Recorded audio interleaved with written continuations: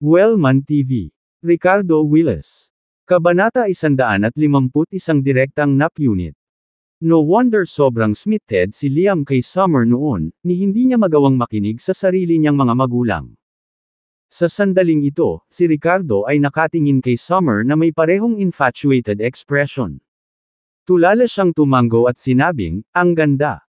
Napangiti si Summer ngunit lihim na nanlamig ang kanyang puso at ngumuso. Nobela. Waste, how dare you ruin my good things several times, and in the end hayaan mo akong manipulahin ka. Sa pagkakataong ito, mas nangingibabaw ang love potion na ginamit ko sa iyo kaysa sa mapagmahal ni Liam. Kahit na mayroon kang ilang mga kasanayan, talagang hindi ka makakatakas sa aking palad. Gusto mo ba ako? Ikanawit ni Summer ang kanyang mga braso sa leeg ni Ricardo, nakakapit ang kanyang katawan sa kanya habang mapang-akit na nagtanong, "Ano sa tingin mo?" "Gusto kita, syempre gusto ko." Tila binigyan ng makulay na kaluluwa si Ricardo.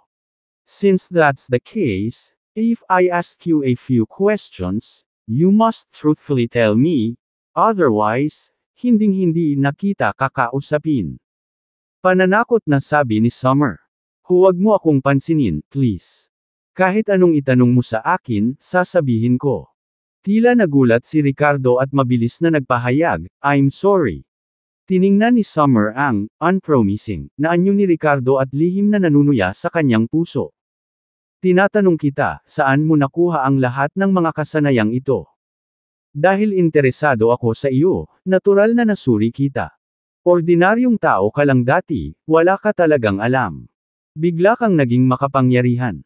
Pati ang apelyido mo ay Willis. Hindi kaya ikaw ang matagal ko nang nawawalang kamag-anak? At ang hugis dragon na jade pendant, meron ka ba? Nakita mo?"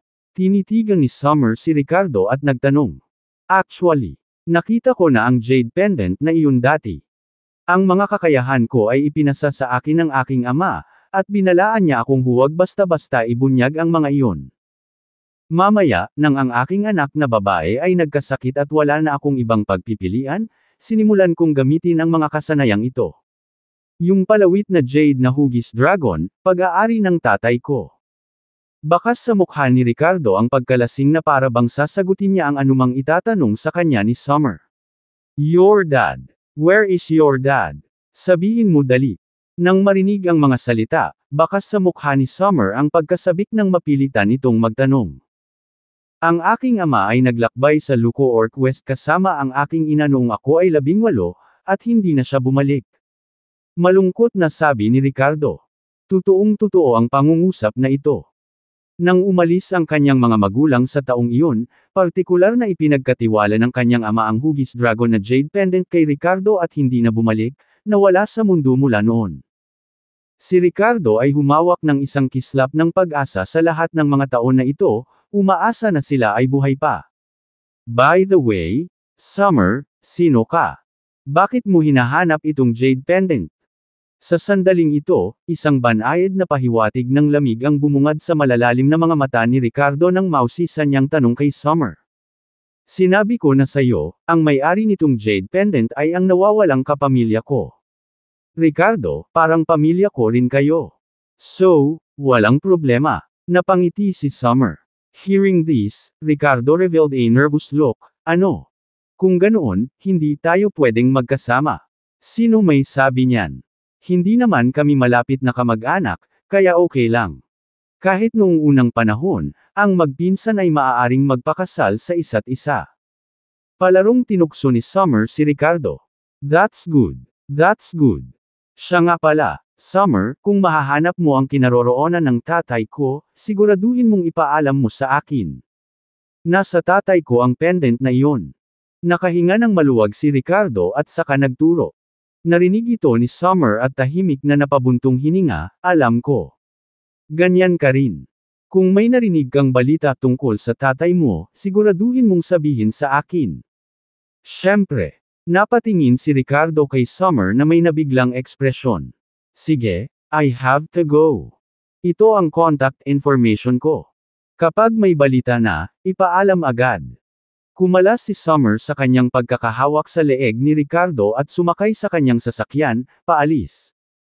Si Ricardo ay nakatayo roon, pinagmamasdan ang kotse ni Summer na nawawala sa paningin, at pagkatapos ay tumalikod siya at naglakad palayo. Sa sandaling iyon, mabilis na naging malamig ang kanyang ekspresyon. Inakala ni Summer na nasa ilalim niya si Ricardo, ngunit hindi niya namalayan ang kanyang nakakatuwang alindog ay natakpan na at nalock ng surge ng dragon energy sa loob ng katawan ni Ricardo. Saglit na nag-alinlangan si Ricardo, ngunit hindi niya agad nasira ang alindog. Girl, I hope you can truly find my parents. Pagdating ng panahon, hindi ko talaga alam kung paano kita pasasalamatan. Naghahanap ng hugis dragon na Jade Pendant. Alam mo ba ang sekreto nitong Jade Pendant, at magiging ang aking tunay na pinagmulan? Reunite with my family. Bakit parang ang hirap kong paniwalaan?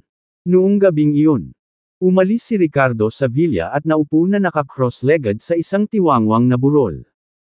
Ang pendant ng Heavenly Spirit Jade ay lumutang sa harap ng kanyang dibdib, naglalabas ng malabong liwanag. Ang mga hibla ng purong enerhiya ay nakuha mula dito at pumasok sa kanyang katawan sa bawat hininga niya. Poof! Sa wakas, nang tuluyang nawala ang kinang ng Heavenly Spirit Jade, ang unang patak ng likidong totoong enerhiya ay lumitaw sa tiyan ni Ricardo. Isang malakas na aura ang nagmula kay Ricardo, na naging dahilan para lumingon ang paligid na parang tugon. Binuksan ni Ricardo ang kanyang mga mata at isang sinag ng kahangahangang banal na liwanag ang kumislap, pagkatapos ay nakunan sa kaibuturan ng kanyang mga mata. Sa wakas, nakagawa siya ng isang pambihirang tagumpay. Mula sa huling yugto ng pagdadalisay ng enerhiya, nakapasok na siya sa kaharian ng Apishia. Sa sandaling ito, nagbago ang mukha ni Ricardo at isang mataas na tono ng dragon ang umalangaw sa kanyang isipan, na siya lamang ang nakakarinig. Kasunod nito, tila na-trigger at nagising ang isang bagay na nakatago sa bloodline. Divine Power, Earth's Pulse. Lumiwanag ang mga mata ni Ricardo, at pagkatapos ay may pag-iisip, humakbang siya ng husto. Ang sipa na ito ay tila umalangaw sa lupa. Dumagundong. Nakita niya ang isang nakakagulat na tanawin habang ang lupa sa paligid niya ay natatakpan ng mga nakakatakot na bitin. Napakalakas ng puwersa. Pagpasok sa lupain ng Apishia, sa hindi inaasahang pagkakataon ay maaari akong makabisado ang isang malakas na divine na kakayahan. Sa sobrang tuwa ni Ricardo ay hindi niya napigilan ang sarili. Sa sandaling ito, siya lamang. Sa sandaling ito, naramdaman niya ang isang napakalaking, primordial na kapangyarihan na umaagos sa loob ng kanyang laman at dugo. Kinaumagahan, sa umaga. Matapos dalhin si Nora sa kindergarten, sinamahan ni Ricardo si Miranda sa kumpanya at pagkatapos ay pilit na inutusan ng Diyos ang CEO na manatili sa kanya. Ricardo, ikuha mo ako ng isang basong tubig. Ricardo, halika at bigyan mo ako ng masahe sa balikat. Hindi mo ba alam na masakit ang paa ko sa pagsusuot ng mataas na takong? Halika at bigyan mo ako ng foot massage. Nagutos si Miranda sa masamang tono, kaya tumakbo si Ricardo sa buong umaga na parang isang reyna na tinatangkilik ang kanyang serbisyo. Sabi ko, bakit gagawin ni Shelly ang mga bagay na ito? Kinurot ni Ricardo ang paa ng Diyos ang CEO at nagtanong ng mapait na ngiti. Sa manipis na medyas, ang matikas at sensual na mga paa na ito ay may kaakit-akit na mga kurba, at ang paghawak sa mga ito sa kanyang mga kamay ay medyo napukaw ni Ricardo. Gayunpaman, naroon pa rin ang ilang pagkadismaya at hindi maiwasang magprotesta sa Diyos ang CEO. Damn it, kakabasag lang niya ng lakas kagabi at ang kapangyarihan ng primordial chaos sa katawan niya ang kaya lang nito. Nanlaki ang magagandang mata ni Miranda at mayabang na nagtanong, anong problema? Hindi ba dapat pagsilbihan mo ang asawa mo? Kung ayaw mo, hahanap ako ng ibang lalaking magmamasahe sa paa ko. Napangisi si Miranda at nagpakawala ng kontentong ugong. Sa susunod na sandali, naglabas siya ng kasunduan sa kasal at iwinagayway ito sa harap ni Ricardo. Rip! Walang pag-aalinlangan, pinunit niya ito. Natigilan si Ricardo, bakas sa mukha niya ang pagkalito. Kabanata 152 Medyo Gwapo. Kinilala ni Ricardo ang kasunduang ito. Hindi ba ito ang kaparehong, fake marriage, na kasunduan na pinirmahan ni Miranda sa kanya noon? Bakit? Nap unit. No, what do you mean? Hindi ka ba nasisiyahan sa serbisyo ko at gusto mong tapusin ang mga bagay dito? Kumunat ang noo ni Ricardo at nagtanong sa hindi magandang tono. Hindi niya maintindihan kung bakit biglang naputol ang kasunduan gayong ayos naman ang lahat. Idiot. Nang marinig ito, galit na sinaway siya ni Miranda, pagkatapos ay malamig na sinabi, maglilibang ako sa hapon para sabay na bumili ng mga damit pangkasal at alahas. Natigilan si Ricardo sa sinabi niya. Nang makabawi siya, sumilay ang ngiti sa mukha niya. So para sa akin na maging official. Isang pamumula ang lumitaw sa magandang mukha ni Miranda. Don't be so full of yourself. Sinong may sabing ginagawa kitang opisyal? Para lang patahimikin ang mga magulang ko. Ngumisi si Ricardo. Tama, kailangan natin silang patahimikin. Magwala ka. Tumigil ka sa pagngiti ng ganyan. Nang makita siyang ngumisi ng napakasama ay medyo napahiya ang Diyos ang CEO. Sinipa niya ng paa si Ricardo sa mukha dahil sa galit. Pagkatapos ng tanghalian, dumating sina Miranda at Ricardo sa isang mall na tinatawag na Flower World, na kilalang-kilala sa Edoland dahil maraming brand ang matatagpuan doon. Pagdating pa lang nila sa Anima Boutique Store ay namili si Miranda ng mga damit para kay Ricardo. Sinabi niya na ito ay upang bumili ng mga damit na pangkasal, ngunit sa totoo lang, gusto rin ni Miranda na pumili ng ilang mga damit para sa casual na isusuot ni Ricardo. Ang lalaking ito ay hindi kailanman nagbigay pansin sa mga ganoong bagay sa kanyang sarili, kaya naramdaman ni Miranda na bilang kanyang asawa, responsibilidad niyang ayusin ang kanyang lalaki. Bagamat hindi siya vain, ayaw din niyang magchichismisan ang mga tao dahil sa maruruming damit ni Ricardo. Itong set subukan mo. Si Miranda ay pumili ng isang casual na damit at hinimok si Ricardo na subukan ito. Nagkibit-balikat si Ricardo at masunerang pumasok sa changing room. Nang lumabas siya ng changing room na may suot na bagong damit mamaya, kahit si Miranda ay hindi maiwasang humanga sa gwapo niya ngayon kumpara noon. Napatingin din sa kanya ang mga babaeng katulong sa tindahan. Sinasabi nila na ang mga tao ay umaasa sa pananamit tulad ng mga kabayo na umaasa sa mga saddle. Ang pahayag na ito ay hindi totoo. Karaniwan kapag si Ricardo ay nagsusuot ng maluwag na damit, walang sinuman ang makapagsasabi kung gaano siya kaganda, ngunit ngayong nagbago na siya sa isang bagay na mas nakaistilong, siya ay nagpakita ng kumpiyansa. Sa ilalim ng pagpapakain ng enerhiya ng dragon, ang kanyang katawan ay patuloy na lumalakas at ang kanyang figure ay naging perpekto.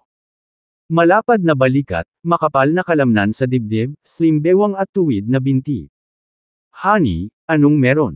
Naguguluhang tanong ni Ricardo nang makita ang pagtataka ni Miranda. The next second, after looking in the mirror, he smiled and asked, ano ba itsura ko? Guwapo. Pinagmasdan siya ni Miranda ngunit tumanggi siyang aminin, hindi naman. Pagkatapos ay pumili si Miranda ng ilang damit para kay Ricardo at bumili ng ilang pares ng magkatugmang sapatos. Naglakad-lakad ang dalawa sa isang bridal shop na tinatawag na Hold Your Hand, para tingnan ang mga damit pangkasal. Pagdating nila sa pintuan ng tindahan, napatigil si Miranda sa kanyang paglalakad habang nakatingin sa loob ng damit pangkasal na mga bride lang ang magsusuot. Isang komplikadong ekspresyon ang bumungad sa kanyang mukha. What's wrong? Are you uncomfortable? Naguguluhang tanong ni Ricardo. Umiling si Miranda. May nararamdaman lang siya. Hindi niya akalain na balang araw ay may kasama siyang lalaki para makita ang sarili niyang damit pangkasal at maging nobya mismo. Pinagpapantasyahan niya noon kung anong Prince Charming ang mayroon siya. Nangyayari ba talaga ito? Ikakasal ba siya sa lalaking ito? Sa sandaling ito, ang puso ni Miranda ay nagugulo. Pero the next second when she turned around and looked at Ricardo beside her for some reason, biglang tumira ang puso niya. Unti-unting sumanib ang imahe ng Prince Charming na iyon kanina sa lalaking nasa harapan niya. Wala lang. Tara na mamili tayo ng damit pangkasal natin. Sabi ni Miranda na may pulang mata at nanginginig na luha habang nakangiti kay Ricardo. Sa sandaling iyon, ang puso ni Ricardo ay nanginginig ng gusto nang makaramdam siya ng pagkalasing sa sobrang ganda ni Miranda noon.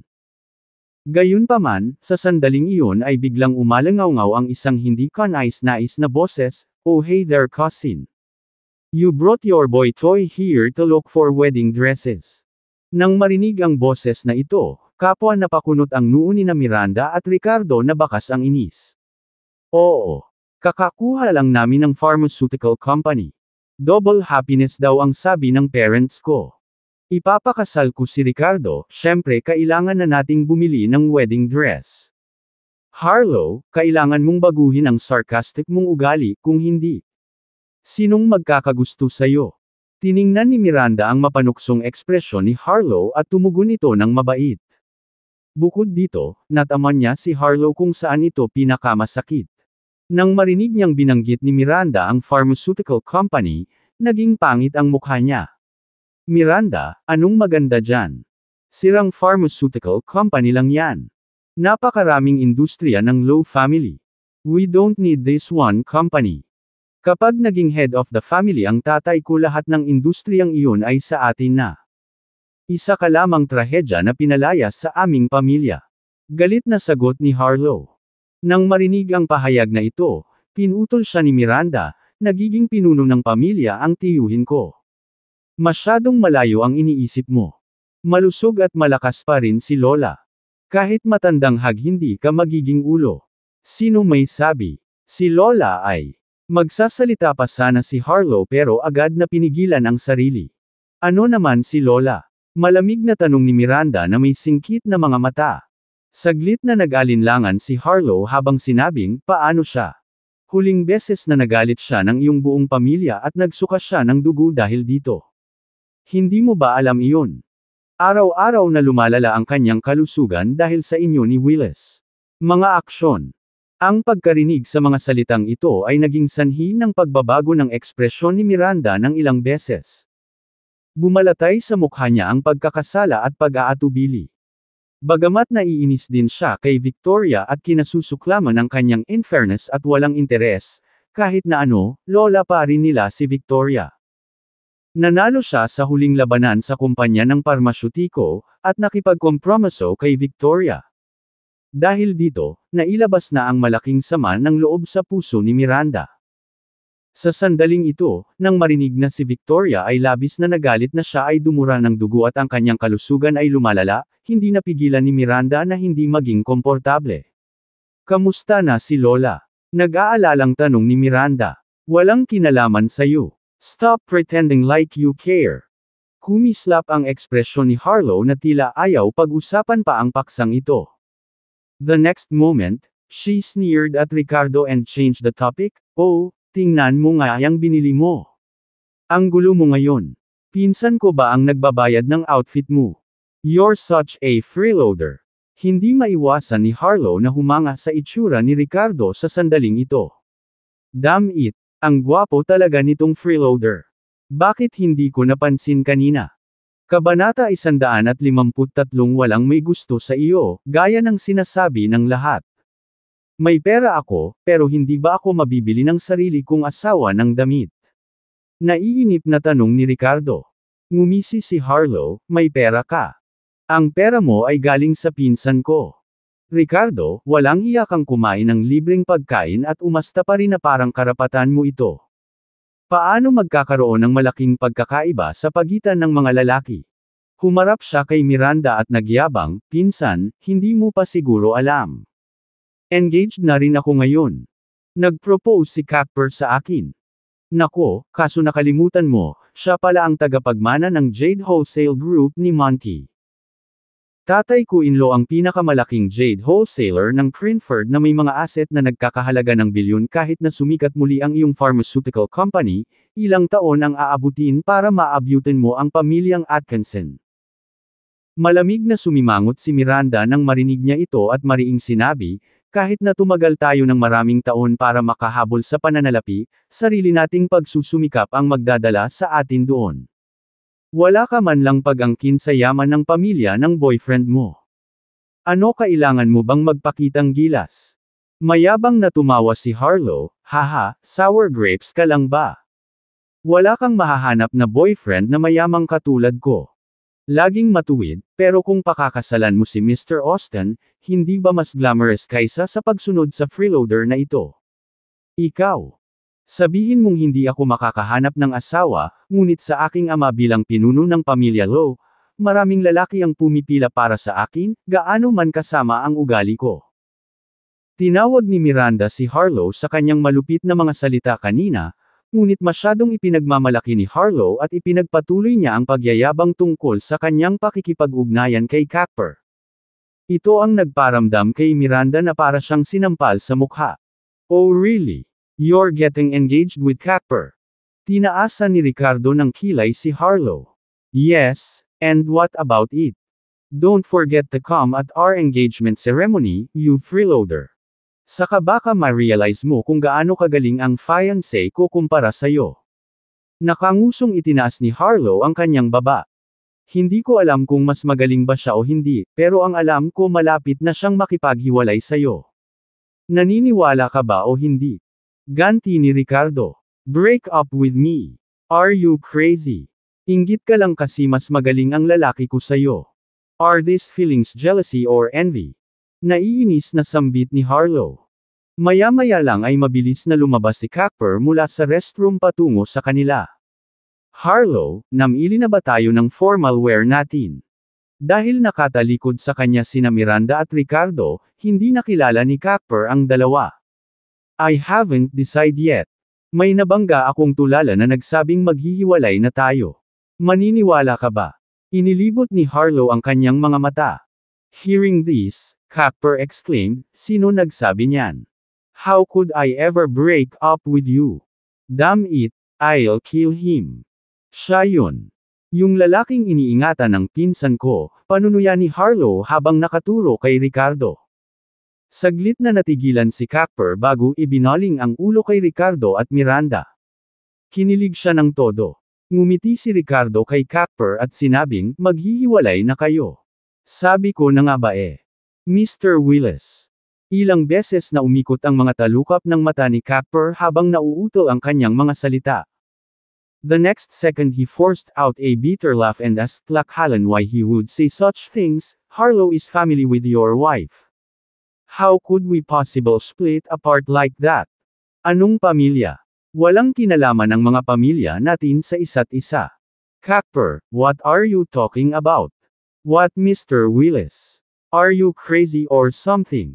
Nag-aalalang tanong ni Harlow nang marinig ang balitang ito. Kanina pa niya hinihintay na si Cuthbert para ipahiya nila si Miranda at Ricardo ng magkasama habang ipinapakita kung gaano kahanga-hanga ang asawa niya ngunit ngayon ay naging magalang siya sa kanila sa halip na tumabi sa kanya.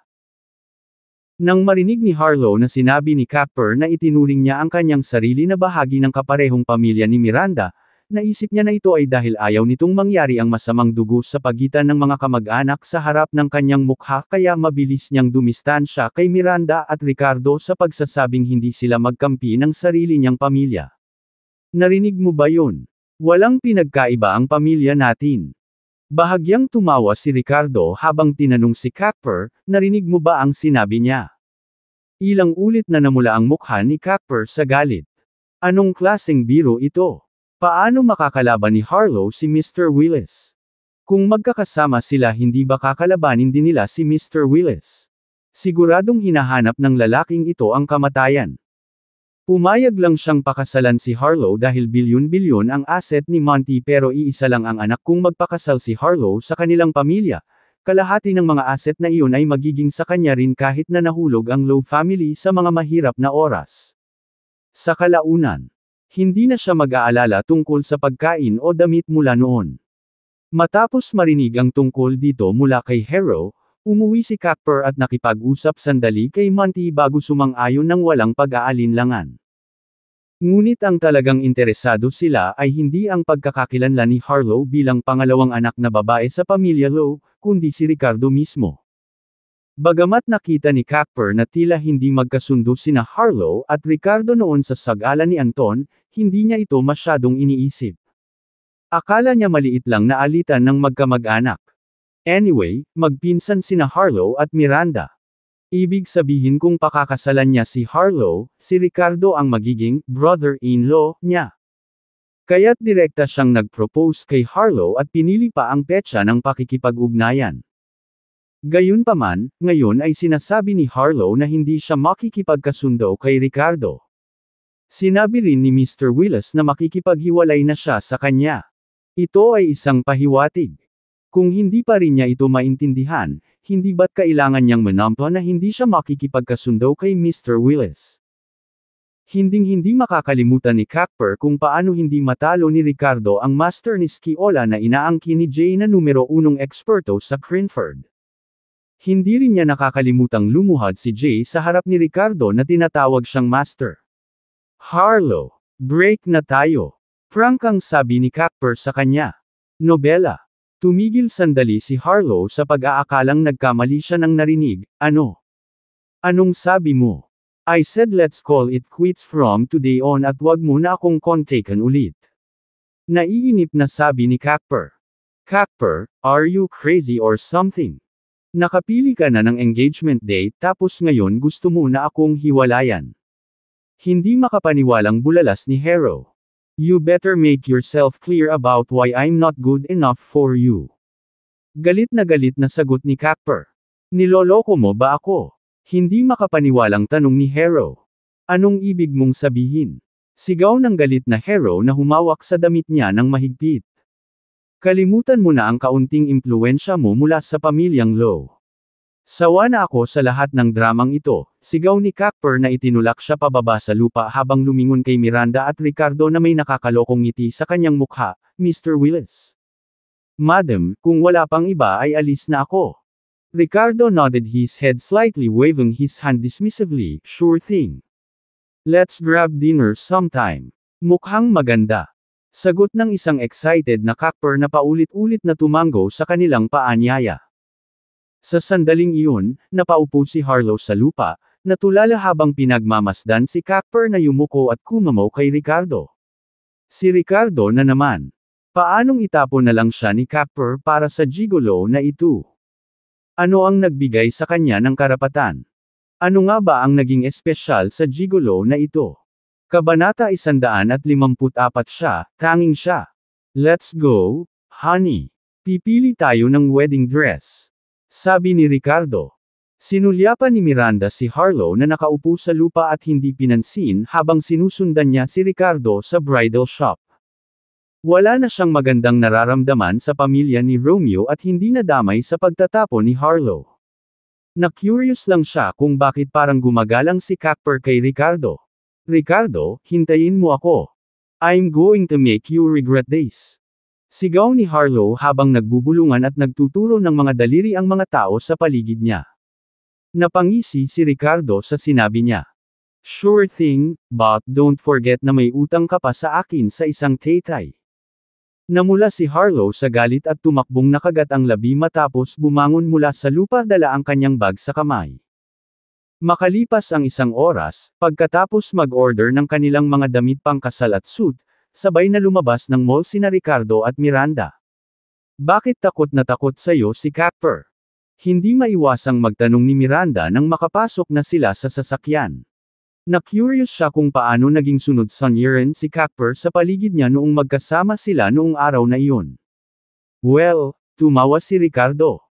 I have an aura of dominance that makes him scared I'll kill him or something. Sarcastic na pinaikot ni Miranda ang kanyang mga mata sa sagot nito habang ipinagkibit-balikat niya ito sa pag-aakalang wala pa ring naniniwala sa kanya. Bigla siyang tumingin sa kanya na may pagmamalaki sa kanyang mga mata. Maraming tao ang huminto sa pagtawag sa kanya na Ms. Low kamakailan kapag nakikipag-ugnayan sa kanilang dalawa, ngunit sa halip ay tinukoy si Miranda bilang Mrs. Willis o Madam. Ginawa ito ng pamilya ni Morgan, Albie, Sam, Monty mag-ama. Ano ang ibig sabihin nito? Ibig sabihin, mas nakita sila ng mga taong ito bilang mag-asawa kaysa dalawang individual na magkahiwalay. Itong lalaking katabi niya ay lalaki niya. Maaaring makapangyarihan si isa dahil sa pamilyang Austin ngunit iisa lang ang pagkakakilanlan ng kanyang lalaki ang kanyang sarili na nag-iisa ng walang anumang magarbong titulo o malakas na background na sumusuporta sa kanya. Bakit ganyan ka makatingin? Guwapo ba ako? Naramdaman ni Ricardo ang titig ni Miranda sa kanya at nagtanong na medyo pinagpapawisan. Binigyan siya ng masamang tingin ng Diyos ang CEO ngunit ngumisi at tumango. Ang gwapo mo talaga. Hindi na matindaan ni Miranda kung sinong celebrity ang nagsabi nito, pero naniniwala siya na sa isang relasyon, dapat may kaunting paghanga ang mga babae sa kanilang lalaki para gumana ito. Dati ay kinukutya niya ang ideyang ito, ngunit ngayon ay nakita niyang medyo makatwiran. Sa hindi malamang dahilan, nagsimula na siyang humanga sa lalaking nasa harapan niya. Oo naman. Sinong hindi nakakaalam niyan? Ngumisi si Ricardo nang walang kahinhinan. Pinandilatan siya ng mata ni Miranda at saka naging seryoso habang sinasabi, Ricardo, I want to visit my grandmother sometime soon. What do you think? Nang marinig ang hiling na ito, tumigil si Ricardo sa pagbibiro at nag-isip sandali bago tumanggo sa pagsang-ayon. Oo, kailangan natin siyang puntahan. Do you think less of me because I'm not decisive enough or because I care about my grandmother so much? She just breaks my heart. Napakagatlabi si Miranda habang nagtatanong na may magkasalungat na emosyon.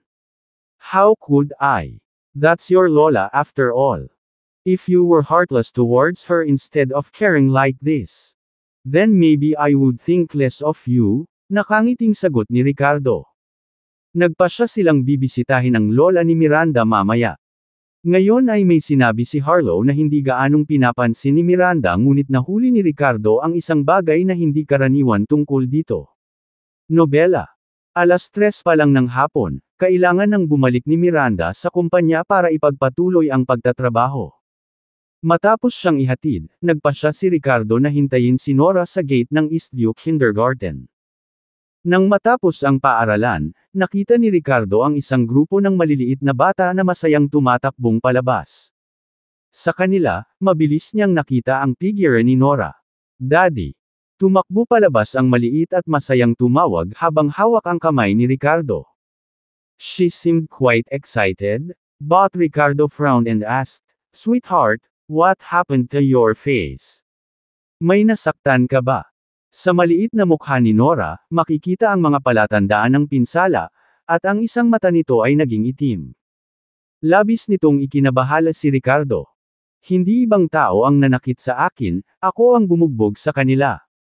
Hihihihi. Bulalas ni Nora na tuwang-tuwang iwinawagayway ang kanyang mga kamay at paa. Mukha siyang tuwang-tuwa, na ikinagulat ni Ricardo. Pagkasakay ni Ricardo kay Nora, seryosong tanong niya, may nabangga ka ba? Ano ba talaga ang nangyari? Pagkatapos ay ipinaliwanag ni Nora sa kanyang ama ang nangyari kanina.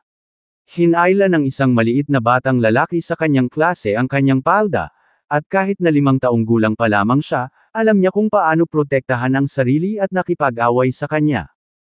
Ang maliit na batang lalaki ay karaniwang bully ng klase at medyo malakas, ngunit nakakagulat na hindi niya matalo si Nora. Hindi lang iyon, nakiisa rin ang kanyang mga kaibigan sa pambubuli kay Nora. Gayunpaman, sa huli, nagawa ni Nora na bugbugin silang lahat hanggang sa umiyak sila sa lupa. Daddy, kamangha-mangha ba ako? Tuwang-tuwang tanong niya kahit nasugatan siya. Ngumiti si Ricardo at tinapik ang ulo ng kanyang anak. Oo. Gagantimpalaan ka namin sa pamamagitan ng paglabas para sa isang masarap na pagkain ngayong gabi. At kung sino man ang sumubok na mangbuli muli sa iyo sa darating, bigyan mo lang sila ng isang mahusay na pambubugbog. Ngunit tandaan na huwag magsimula ng mga away sa iyong sarili. Oo, hindi ako nananakot ng iba. Tumango ang maliit na babae. Iniisip ni Ricardo sa kanyang isipan na marahil ay ang kanyang regular na pagbubuhos ng enerhiya ng dragon kay Nora, kasama ng Dragon's Blood Pill, ang nagpagaling sa kanyang pisikal na kondisyon. Ito ang dahilan kung bakit kaya niyang talunin ang isang grupo ng mga lalaki ng mag-isa. Natutuwa si Ricardo na isipin ang eksena. Hindi niya masyadong sineseryoso ang magaspang na paglalaro ng mga bata dahil alam niyang madalas na ang mga bata ay may mga pagtatalo at pag-aaway. Matapos isecure si Nora sa kanyang car seat, umalis si Ricardo sa kindergarten. Gayunpaman, makalipas ang mga 15 minuto, habang papalapit ang kotse sa isang malayong liko, ilang van ang biglang sumugod palabas. Sa susunod na sandali, isang grupo ng mga mukhang nananakot na mga individual, na pinamumunuan ng isang lalaki na may nakatirintes na buhok, ang dumagsa sa paligid ng Bentley Mulsanne. Bawat isa sa kanila ay may dalang mga baseball bat at iba pang mga bagay. Lumapit sa kotse ang lalaking may tinirintes na buhok at binasag ang front windshield gamit ang kanyang baseball bat.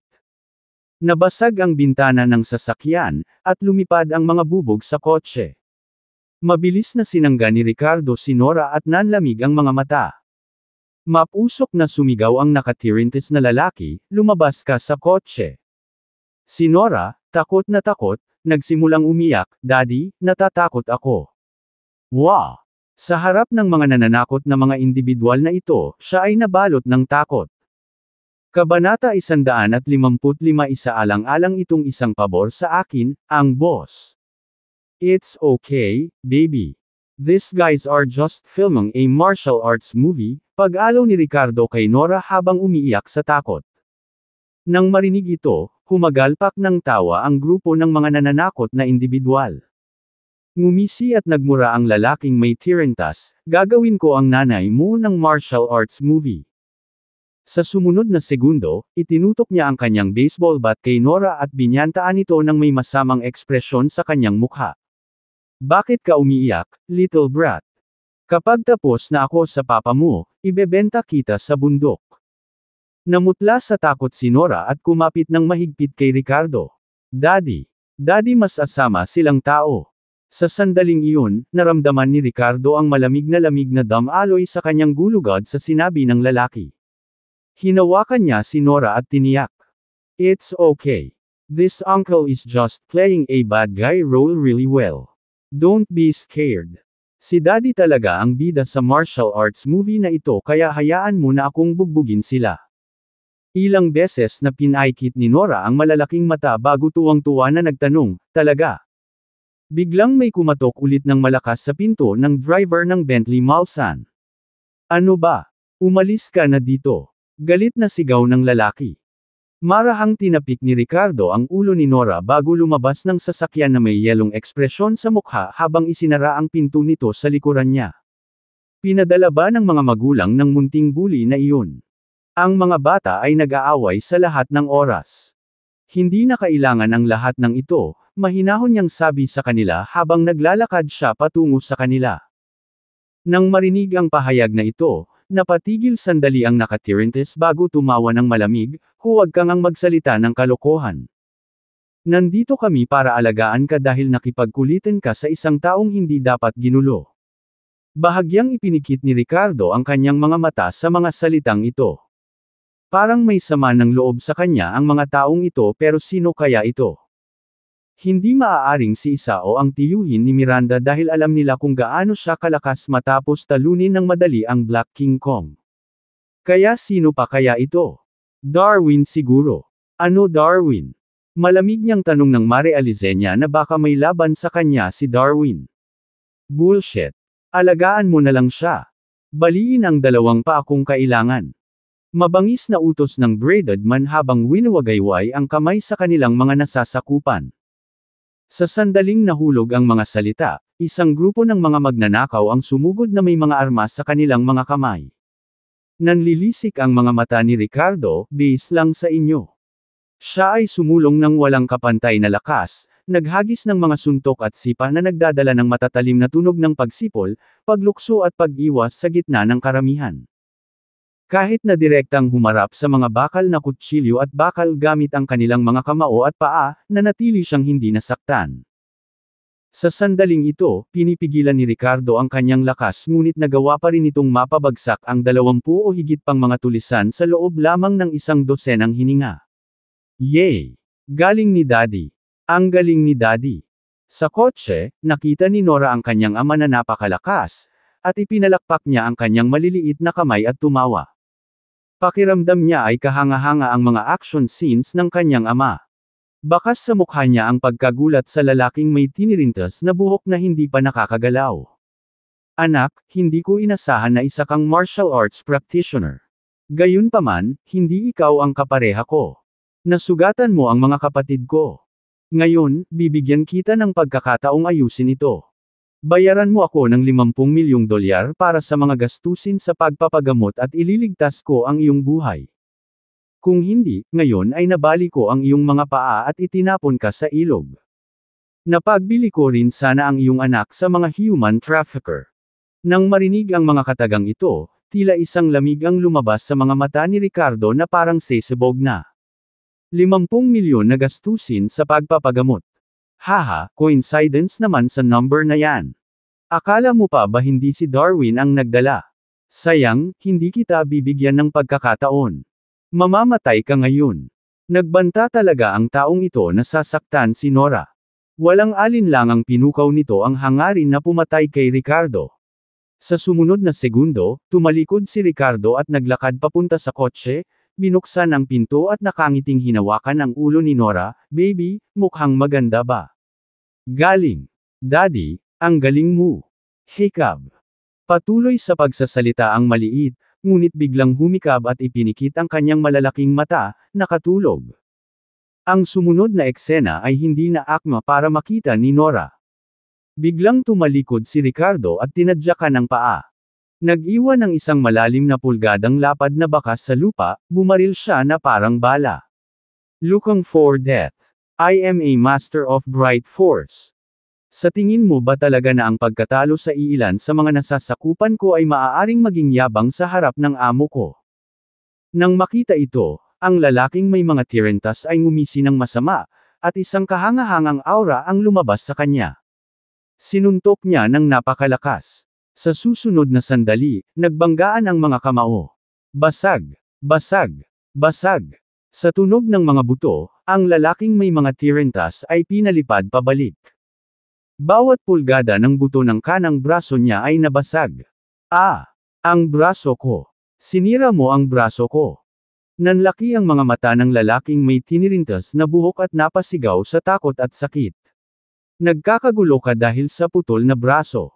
Ngayon, hindi tungkol sa pagbali ng braso. Ito ay tungkol sa pagkitol ng iyong buhay. Parang tubig ang mukha ni Ricardo. Nang marinig ito, sa wakas ay nagpakita ng takot sa mukha ang lalaking may tirentas. Naramdaman niya ang isang malamig na aura na nagmumula sa mga tingin ni Ricardo na nagpang-inig sa kanya sa sobrang takot. Wala siyang duda na talagang naglakas loob si Ricardo na patayin siya. Anong klaseng tao ka? Hindi niya maintindihan kung paanong ang isang taong natanggap niya lamang ng 200,000 dolyares ay magkakaroon ng ganoong kakilakilabot na kapangyarihan. My name is Ricardo, remember it well. Kung hindi ka naniniwala sa akin, kahit maging multo ka, pwede mo akong hanapin. I don't mind na lipulin ka ulit. Mabangis at mayabang na sabi ni Ricardo. Nang marinig ang mga salitang ito, ang lalaking may tirentas ay kinilig at napabulalas. Ricardo.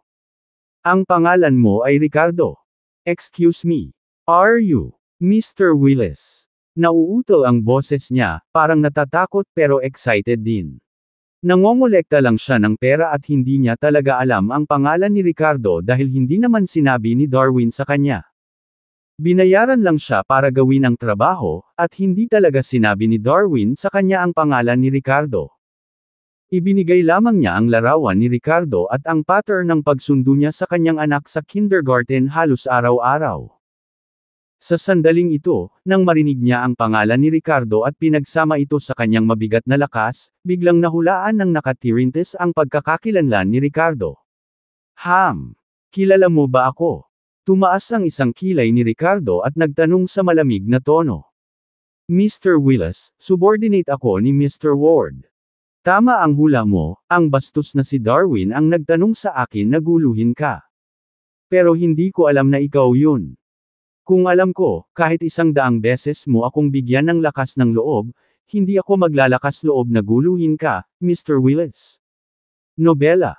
Mr. Willis, please spare me this time for the sake of Mr. Ward's face.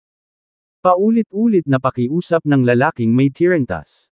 Kaya ito si Mr. Willis, isang presensya na kahit ang kanyang amo na si Mr. Ward ay kailangang tretuhin ng magalang. Nauwi sa miserableng sitwasyon si Tiger dahil nasaktan siya. Kung alam niyang magiging ganito, hindi niya gagawin ito sa halagang 200,000 dolyares, lalo na sa 20 milyon.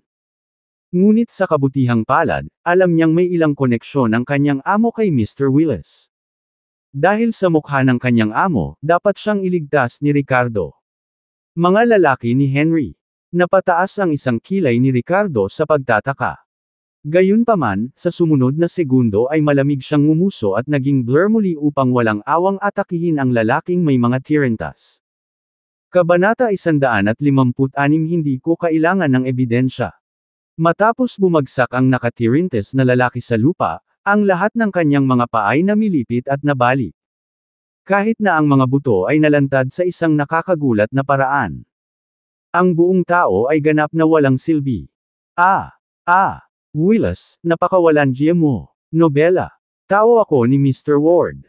Wala kang pakialam sa relasyon ng amo ko. Nakahiga ang nakatirintes na parang tumpok ng putik, sumisigaw at nagtatanong na parang baboy na kinakatay. This is already for the sake of your boss's face. Otherwise, do you think you can survive? Malamig na sabi ni Ricardo. Pagkasakay sa sasakyan ay inilabas ni Ricardo ang kanyang telepono at dinial ang numero ni Darwin. Oh, Mr. Willis. Sarkastiko at hindi pala kaibigan ang boses ni Darwin sa telepono. Isa pang 10 milyon sa loob ng 3 araw. Malamig na sabi ni Ricardo. Nang marinig ito, saglit na nag-alinlangan si Darwin bago nagngingit at sinabing, bakit pa kita bibigyan ng 10 milyon? Willis, walang hiya ka ba? Pangangikil ba ito? Ang lalaking may braids na kinuha mo ay na-disable ko. Ano? Nagulat si Darwin noong una pero ngumisi, anong lalaking may braids? Anong kinalaman nito sa akin? Siya ang iyong tinanggap. Mariing sabi ni Ricardo. Yung taong kinuha ko. May ebidensya ka ba na ako ang kumuha sa kanya?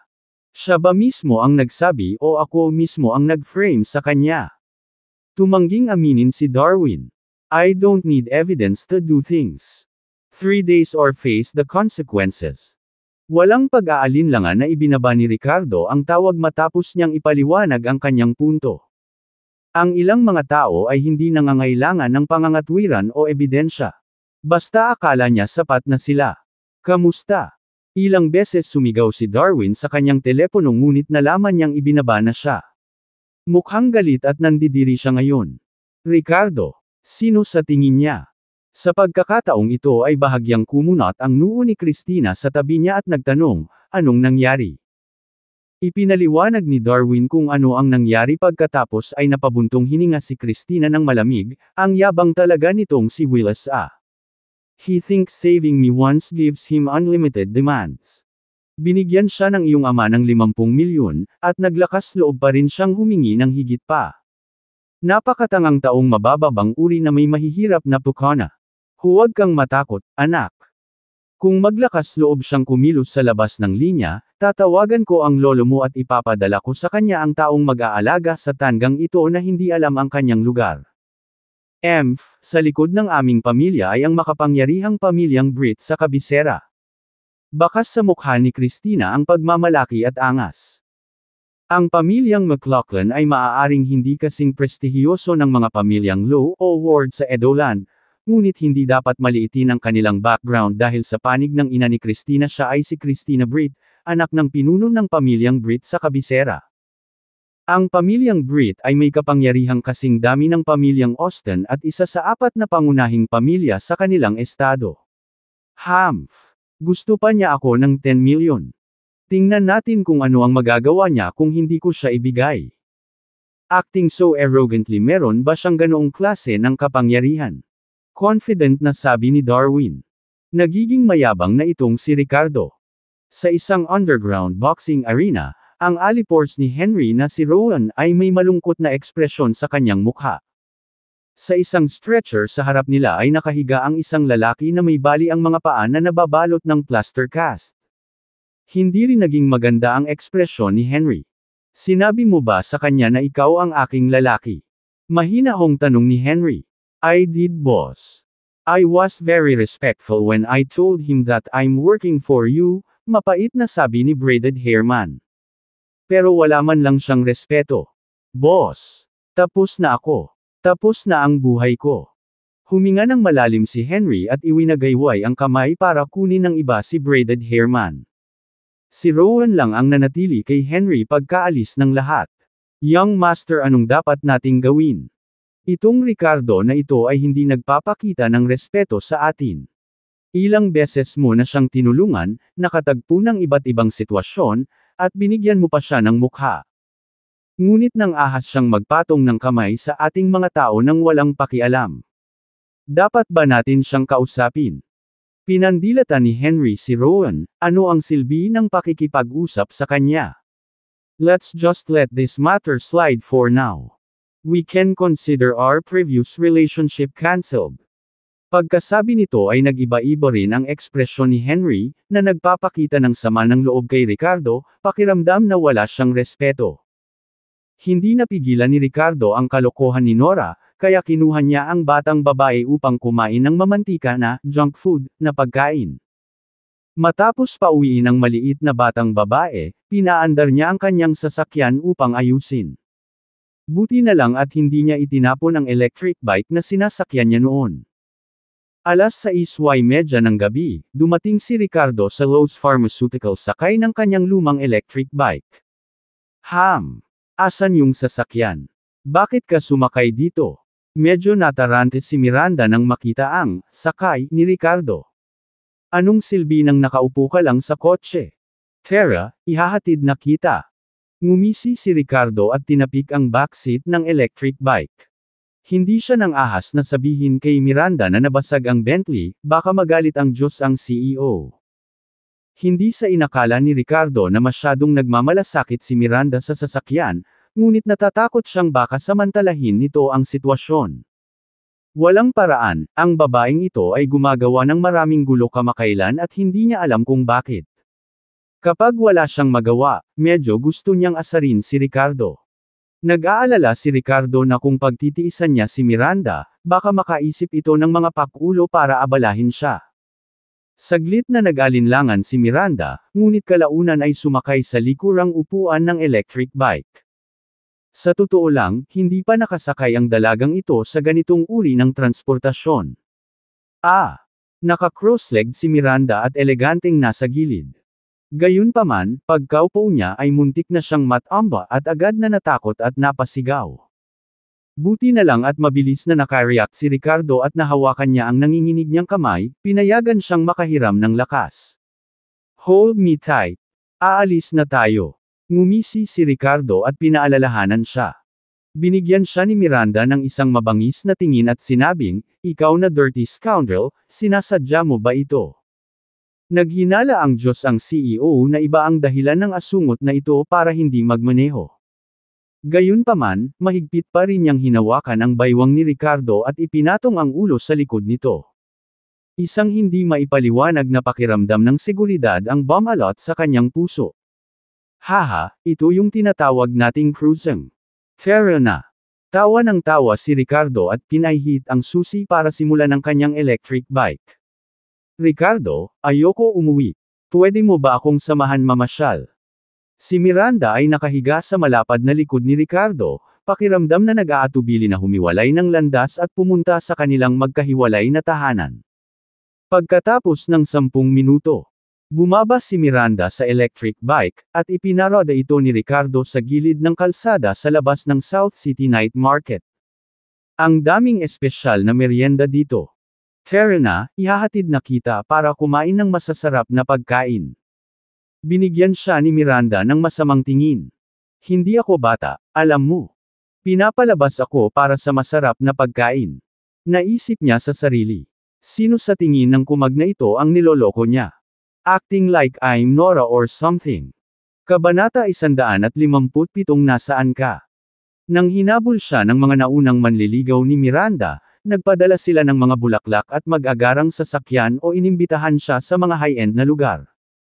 Dinadala siya sa isang stall sa gilid ng kalsada para sa masarap na pagkain. Napakababa ng kilay na iyon.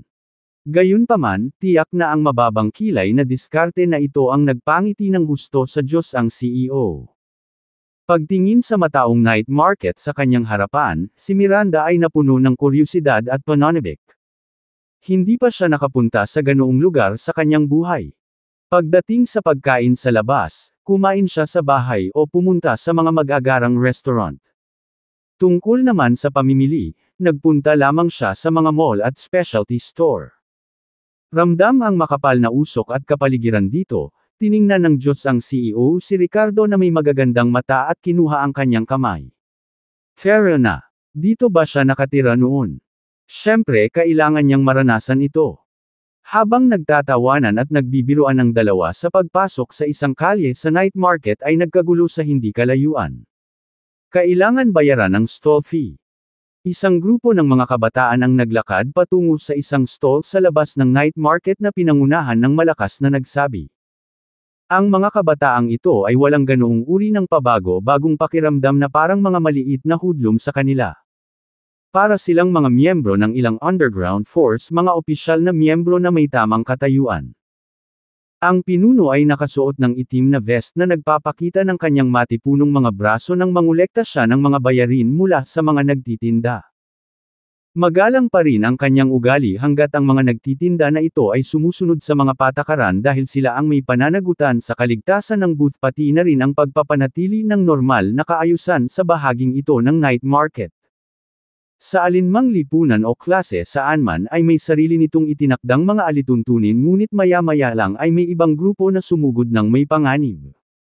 Lahat sila ay may hawak na makintab na sandata sa kanilang mga kamay na nagpapahiwatig ng kanilang masamang intensyon.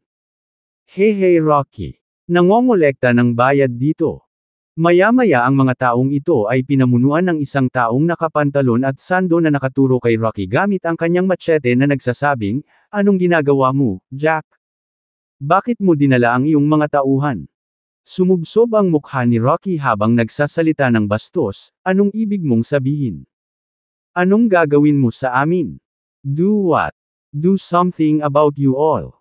Mula ngayon, wala nang kinalaman sa iyo ang mga bayarin sa proteksyon sa kalyeng ito. Bawasan mo sila."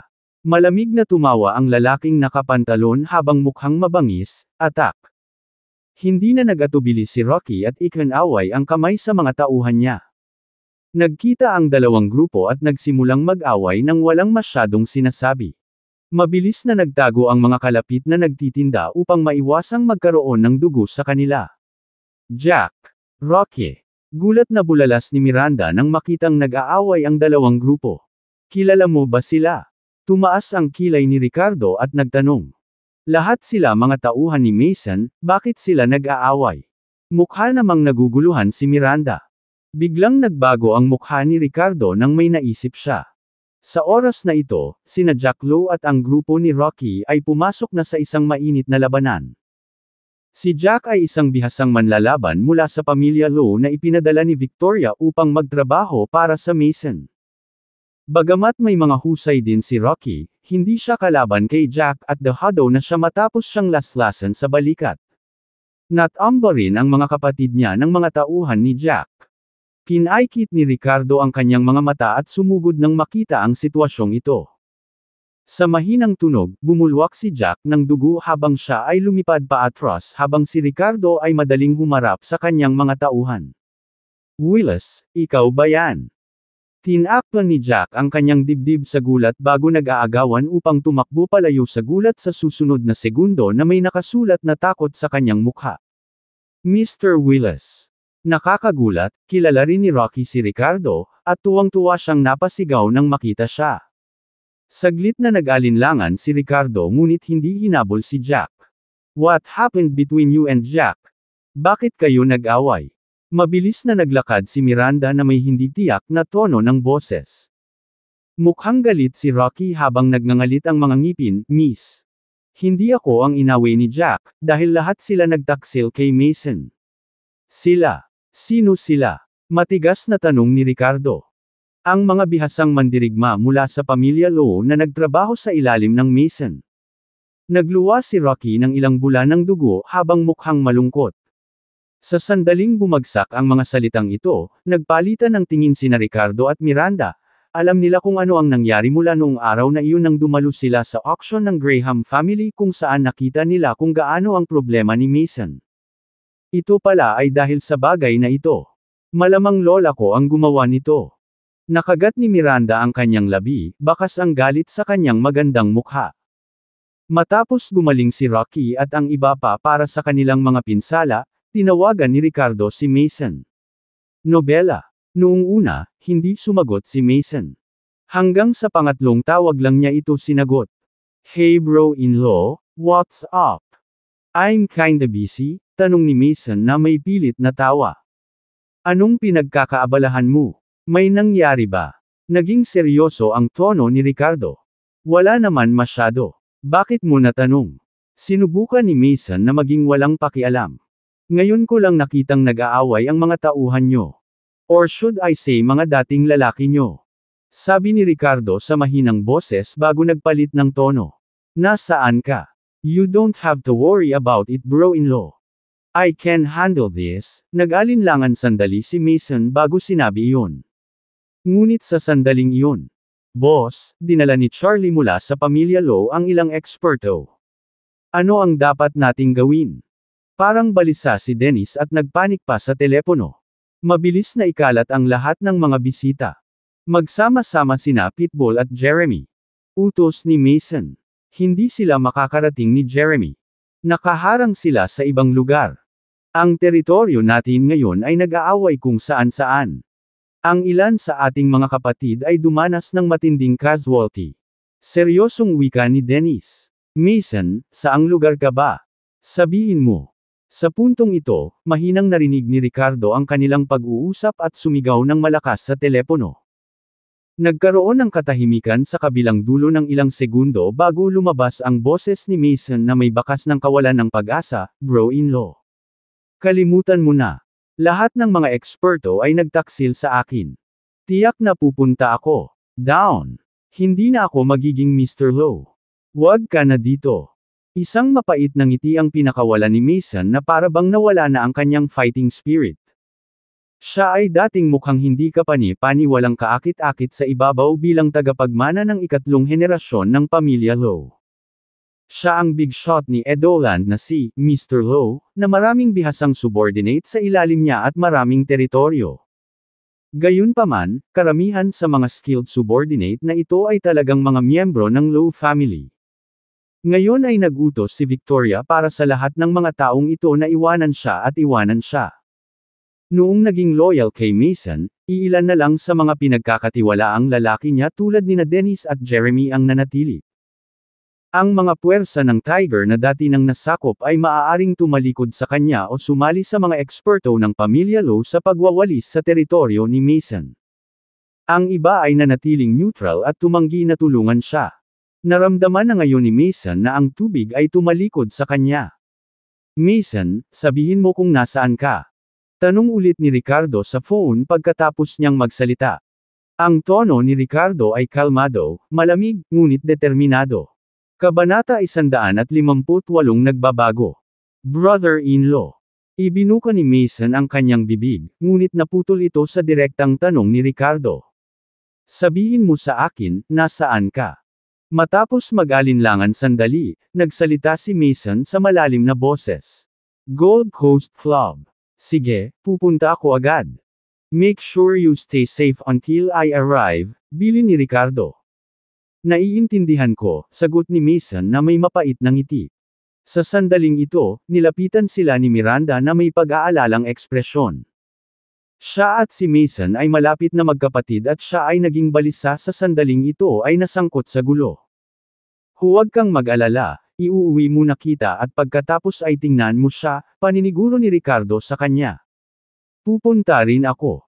Agad na bulalas ni Miranda. Nang marinig ito, naging seryoso ang ekspresyon ni Ricardo. What can you do if you go? Lalo ka lang magpapasama. This is men's business. Pagkatapos ay hinawakan niya ang kamay ni Miranda at mariing sinabi, magtiwala ka sa akin, hindi ko hahayaang masaktan ang kapatid mo.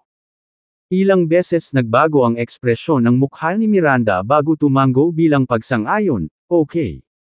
I trust you. Si Miranda ay isang babae na nakikita ang malaking larawan at alam na kahit na nag-aalala siya tungkol sa kanyang kapatid ay hindi ito makakatulong sa sitwasyon. Ang pagsasama ay magiging mas komplikado lamang para kay Ricardo at sa kanyang kapatid.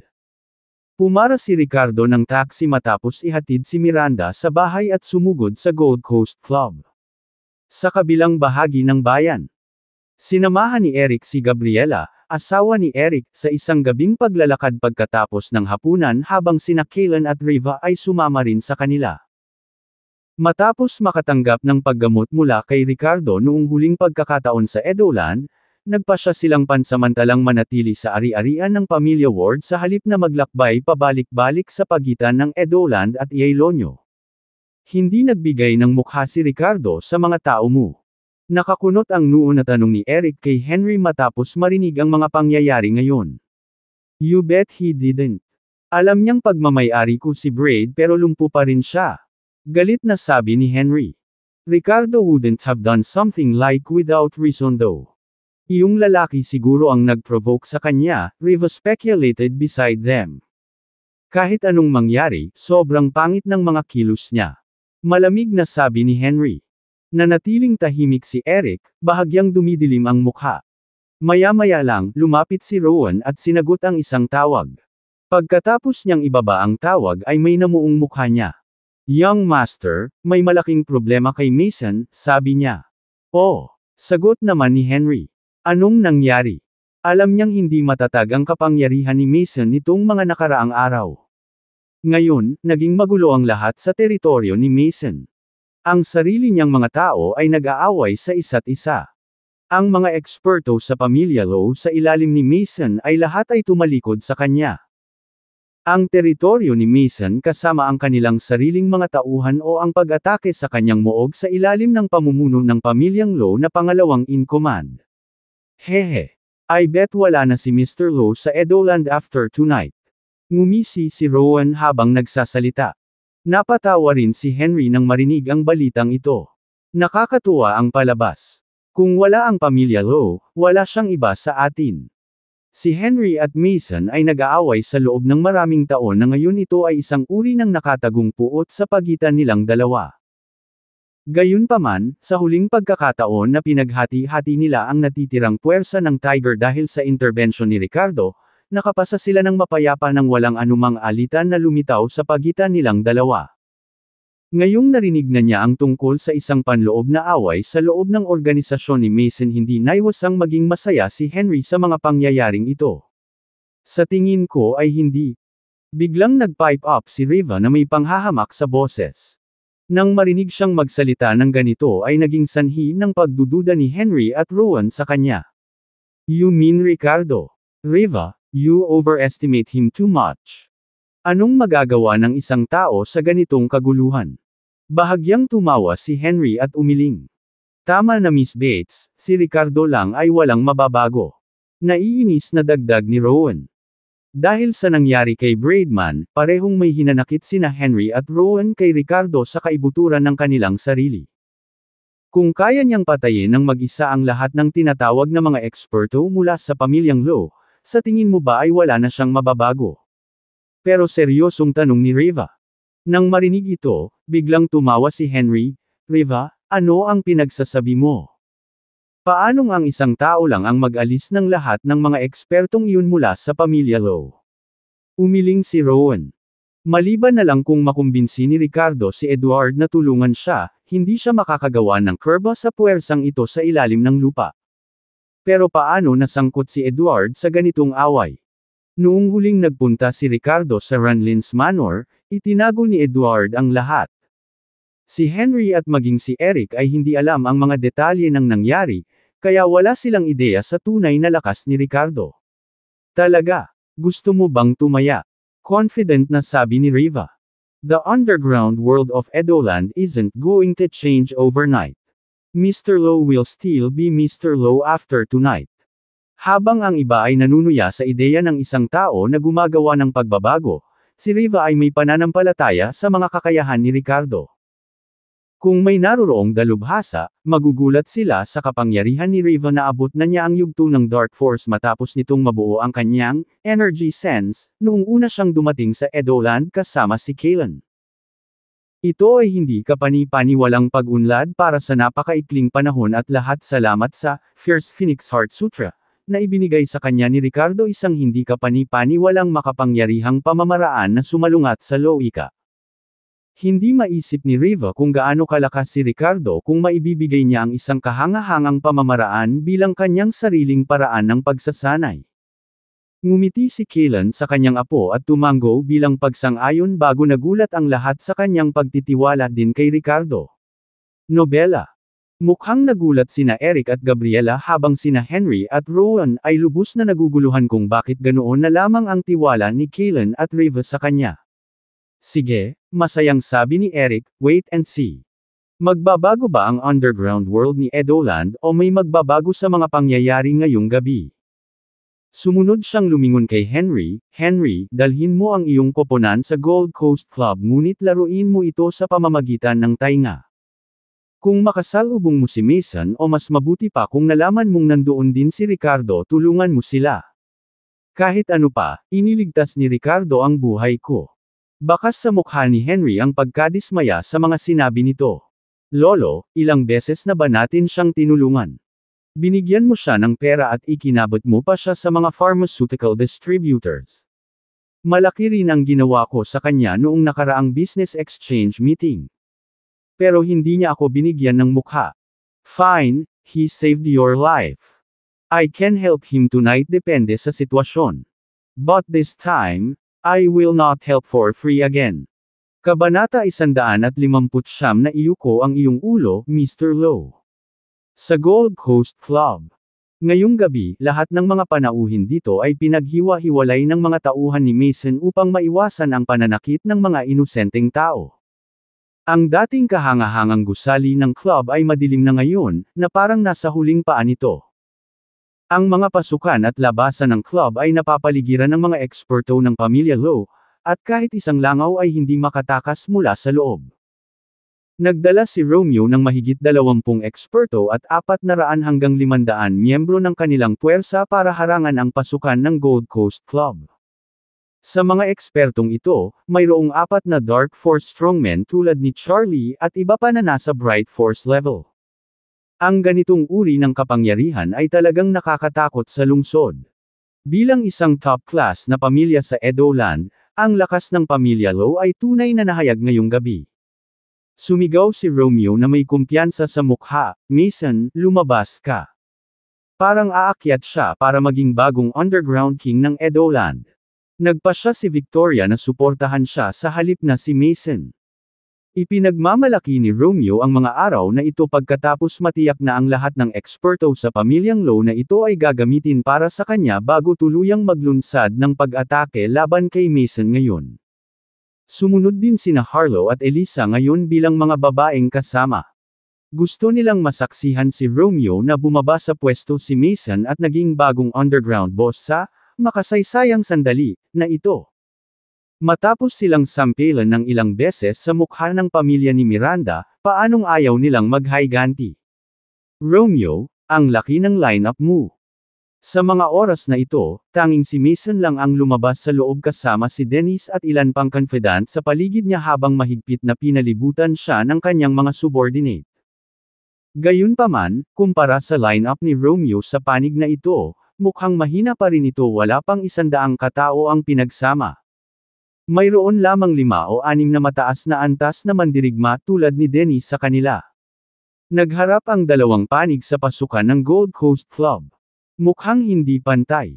Mason, mataimtim na sabi ni Romeo, sigurado akong nakita mo na rin ang sitwasyon ngayon. Ayokong magkahiwalay din tayo ng lubusan, bibigyan kita ng pagkakataon. Namula ang mukha ni Mason sa pangungutya. Ito ang tinatawag mong hindi pinupunit ang mukha ko. Mason, huwag kang masyadong ignorante. Sa totoo lang, hindi ka na bahagi ng pamilya Lowe. Ang iyong tiyuhin ay maawe na hindi pinapasok ang kanyang mga tauhan at pinatay ang lahat, panunuya ni Elisa. Tito, anong gusto mo? Tanong ni Mason sa mahinang boses. Tumingin si Romeo kay Dennis at sa iba pang nakatayo sa tabi ni Mason at ngumisi. Bihira lang makakita ng napakaraming loyal followers sa tabi mo. Kasama na yung mga tanga na lumalaban pa para sa iyo sa sarili nilang teritoryo. Simple lang naman ang hiling ko. Tawagan mo ang mga hanggal mong subordinate at sabihin sa kanila na isuko na ang paglaban simula ngayon at sumunod sa akin.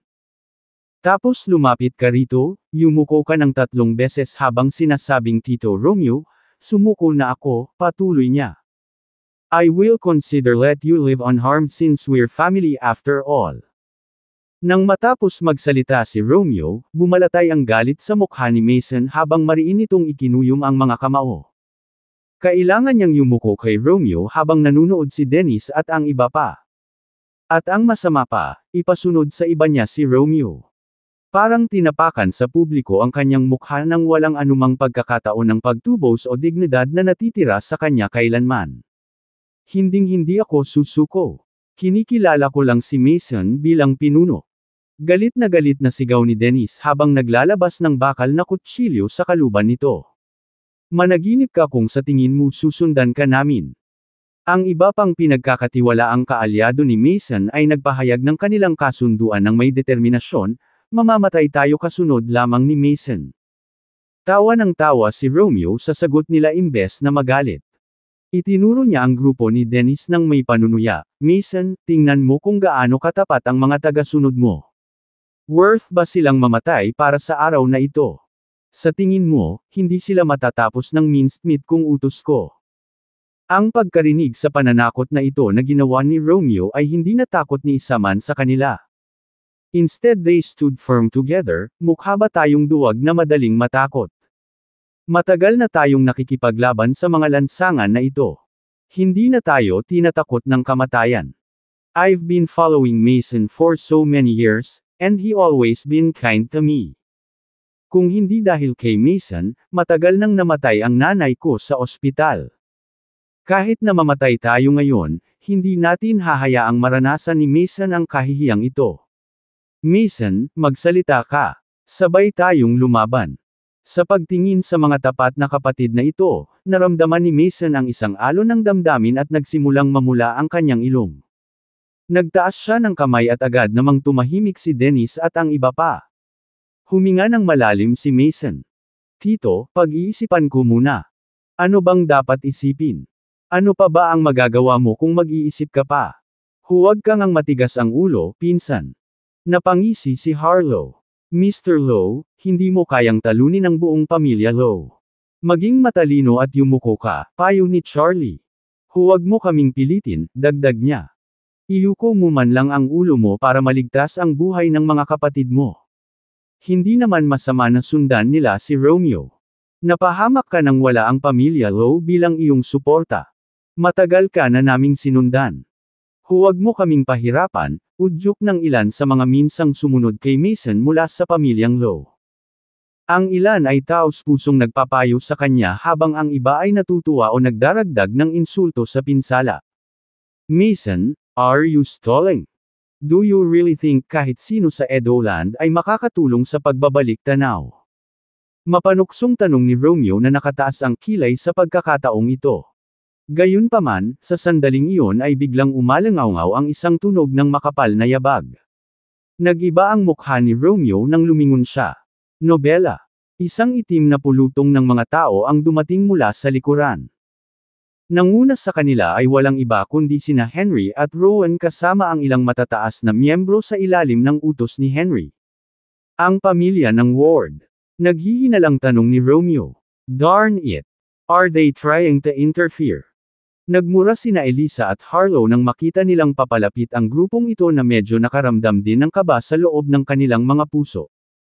Bakas din sa mukha ng mga matataas na miyembro sa ilalim ng pamilya Lowe na pinamumunuan ni Romeo kasama ang 4 o 500 nasasakupan.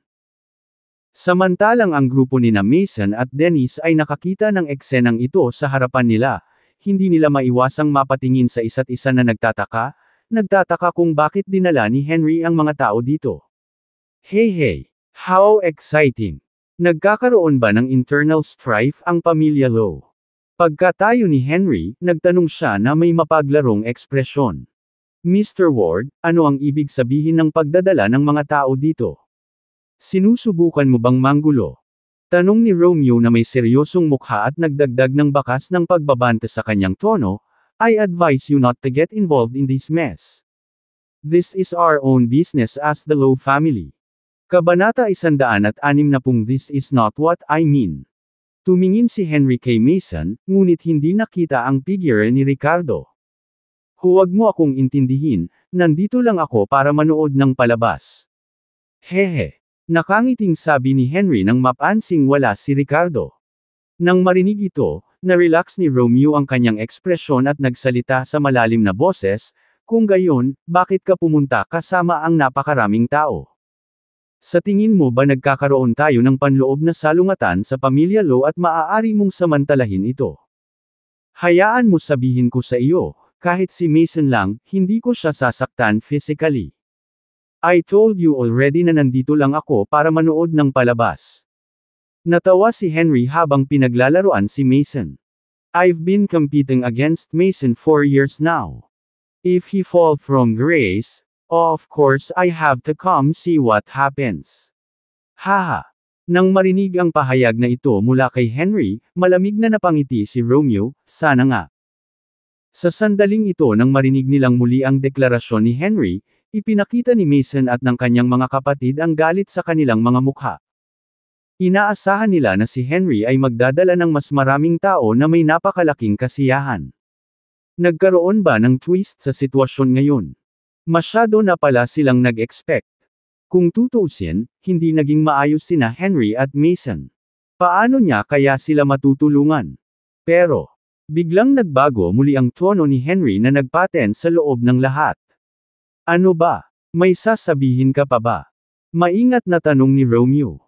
Well, today I'll protect Mason's safety because of Ricardo Willis' face, nakangiting sabi ni Henry habang muling tumingin kay Mason. Mason, sabay na tayo. At least masisiguro ko ang kaligtasan mo. Nobela. Nang marinig ang mga salitang ito mula sa kanya, bahagyang kumunat ang noo ni Mason at ipinakita ang ilang panunuya sa kanyang mukha. Ideya ba ito ng bayaw ko? Isang bakas ng pagkabigo ang bumalot sa loob niya. Nangako si Ricardo na pupunta kaagad ngunit sa halip, dumating si Henry na may kasamang mga taong nagmumungkahi ng ganoong plano habang sinasabing ito ay dahil sa mukha ni Ricardo. Alam ni Mason na may magandang relasyon si Ricardo sa pamilya ng Ward. Kaya iniisip na marahil ito ay dahil sa mungkahi ni Ricardo. Dinala lang ba sila ni Harry dito para lang makaalis sila? Kung gayon, hindi ba magiging mas madali ang pagyuko sa harap ni Romeo kung hinahangad lamang niya ang pangangalaga sa sarili? Ang pagsunod kay Henry ng ganito, iniwan si Dennis at ang iba pang mga kapatid, hindi ba mas nakakahiya? Hindi ito ang aking intensyon. Gayunpaman, nang si Mason ay ganap na nadismaya sa loob, isang malinaw na boses ang biglang umalangaw-ngaw. Boom! Sa sumunod na segundo, isang figure ang tumalon pababa mula sa kung saan at direktang dumapo sa harap ni Mason na nakatalikod sa kanya at nakatayo sa tapat ni Romeo at ng kanyang mga barkada. Bayaw! Nakita ni Mason ang taong sumulpot at hindi napigil ang sumigaw sa tuwa. Mr. Willis. Saglit ding natigilan ang ekspresyon ni Henry. Sina Romeo, Elisa, Harlow ay napatingin lahat kay Ricardo nang sumulpot ito at saglit na natigilan bago nginisyan siya ng panunuya. Willis, napalitan ng ngiti ang ekspresyon ni Romeo. Anong ginagawa mo dito mag-isa? Gusto mo na bang mamatay? Dad, kung gusto niyang mamatay then let's grant his wish. Let's attack. Pinandilatan ni Harlow si Ricardo nang may hinanakit at puot. Bro-in-law, mag-isa ka bang dumating? Hindi siguradong tumingin si Mason sa paligid bago nag-aalangan na nagtanong. Akala niya ay magdadala si Ricardo ng ilang mga katulong dahil alam niya na si Ricardo ay nakagawa ng ilang mga koneksyon sa Edoland. Kung iyon ang kaso, maaaring mayroon pa ring puwang para sa pagmamaniobra ngayon. Gayunpaman, ngayon bakit nag-iisa si Ricardo? Sa puntong ito, minulat ni Henry ang kanyang mga mata sa pag-iisip tungkol sa mga naunang tagubilin ni Eric bago sinabing walang pakialam, Mr. Willis, kung kinakailangan, maaari kong tulungan si Mason minsan. Hanggat tinatawag niya akong Kuya Henry, ginagarantiya ko na aalis siya ngayon kasama ang lahat ng ang kanyang mga tapat na kapatid. I can ensure that in the future, I will give him some territory para patuloy siyang maging underground boss. How about it? Nang marinig ang pahayag na ito, nagdilim ang mukha ni Mason na nagpahayag ng galit. Henry, nananaginip ka kung sa tingin mo ay makikilala kita bilang amo ko. Mason, kumpara sa pagiging ganap na walang kapangyarihan, ito ang iyong pinakamahusay na pagpipilian, sabi ni Henry. Narinig ni Romeo ang mga salitang ito dahilan para magdilim ang ekspresyon ng mukha niya. Mr. Ward, gusto mo pa bang makialam? Harlow gritted her teeth angrily questioning, Mr. Ward, huwag mong idikit ang ilong mo sa hindi nararapat. Si Elisa ay mukhang nag-aalala, natatakot na si Henry ay talagang magsimula ng away sa pamilya Lowe. Hehe, I just want to protect Mason and Mr. Willis. Mr. Lowe, hindi ba inaagaw na ng mga tauhan mo ang teritoryo ni Mason? Let me tell you, you can have other areas but leave the Gold Coast Club alone. The situation is nakalagay sa bato, bakit kailangan mong palain ang mga bagay? Sabi ni Henry. Malamig na sanggal ni Romeo. I have absolute power to take everything for myself, why should I leave some for him? Mr. Ward, I advise you don't interfere or else nobody will benefit. We must make things worse. What do you say? Ngayon si Mason at Ricardo dapat yumuko or else. Sabi niya habang seryosong nakatingin kina Ricardo at Mason na may bakas ng kalupitan at pagpatay sa mga mata. Itinuring ni Romeo na isang malaking kahihiyan ang usapin ng kumpanya ng parmasyutiko. Nagmakaawa sila sa kanilang pintuan ngunit mahigpit na hinawakan ni Miranda hanggang sa wala na silang pagpipilian kundi ibigay ang 40% ng kanilang mga bahagi. Para kay Romeo ito ay isang hindi matatawarang sama ng loob. Ngayon kung hindi yumuko si Mason ay talagang dadalhin niya ang mga tao doon. Kahit na ang ibig sabihin nito ay patayin si Mason sa panahon ng kaguluhan ng labanan. Dahil sa kasakiman, binalak pa niyang patayin si Victoria. Ano ang hindi niya magawa laban sa kanyang pamangkin? Mr. Lowe, are you really going? Panimula ni Henry bago naputol ang malamig na boses ni Ricardo. No need. Mr. Ward, umiling-iling na sabi ni Ricardo. I appreciate your kindness but there is no need for your help anymore. Ang pagpapakilala kay Mason bilang boss ay hindi na kailangan ngayong tapos na tayo dito. Nagulat si Henry nang marinig ang pahayag na ito. Umasim ang mukha niya. Mr. Willis, anong ibig mong sabihin? Nagpatuloy si Ricardo, Mr. Ward, ang iyong mga hangarin ay natanggap na mabuti, gayunpaman, hindi na kailangan ng karagdagang tulong mula rito hanggang sa labas. Nang marinig ito, huminto saglit si Henry bago muling nagsalita, Mr. Willis, hindi ba mas mabuti kung hayaan natin siyang kilalanin ako bilang boss? O marahil ang kondisyong ito ay hindi katanggap-tanggap sa iyo? Sa tingin mo ba ay sinasamantala ko ang isang taong mahina? He then snorted coldly while speaking with a harsh tone. To put it bluntly, I'm giving face dahil may utang ang lolo ko sa iyo. Ang mukha ay isang bagay na pinagkakalooban ng isa't isa. Ako, si Henry, ay hindi maaaring patuloy na tumulong sa iyo nang walang kabuluhan sa lahat ng oras. Bukod dito, ang bagay na ito ngayon ay nagdudulot din ng panganib sa akin. Ang iyong maliit na pabor at mukha ay hindi sapat upang bigyan ako ng hindi mabilang. Ang gastos.